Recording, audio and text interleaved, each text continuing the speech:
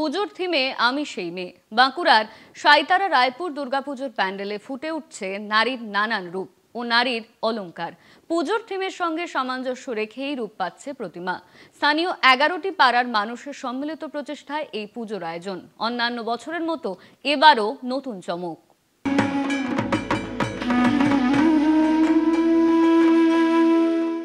সাঁইতারা রায়পুর দুর্গাপূজা কমিটির পুজো এবার পদার্পণ করলো অষ্টম বর্ষে।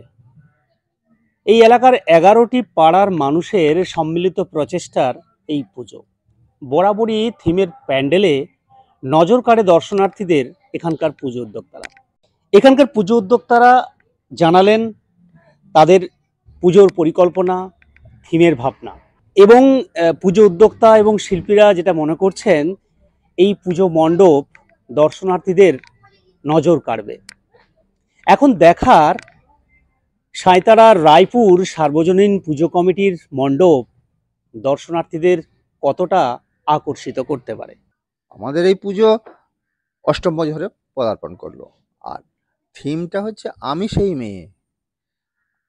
অর্থাৎ এই যে ধরুন পুরুষ শাসিত সমাজ বহুদিন ধরে অবহেলিত, তারা যে আজকে বিভিন্ন ঘাত প্রতিঘাতের মাধ্যমে উত্তরণ হয়েছে এবং সব জায়গাতেই এখন নারী শক্তির উত্থান হয়েছে, সেটাই আমাদের দেখানোর মানে ইয়ের মধ্যে ইচ্ছা আছে আর কি, বা আমাদের যিনি শিল্পী তিনি ওইটাই চেষ্টা করেছেন। এই দুর্গা মায়েরই বিভিন্ন রকম রূপ। অ্যাকচুয়ালি আমাদের থিমটার নাম হচ্ছে আমি সেই মেয়ে। আমি সেই মেয়ে, যে দুর্গা মায়ের যে কত রূপ আর একটা মেয়ের মধ্যে যে কত রূপ থাকে সেটার মধ্যে দেখানো হয়েছে। সাঁইতারা থেকে স্বরূপ গঙ্গোপাধ্যায়, কলকাতা টিভি।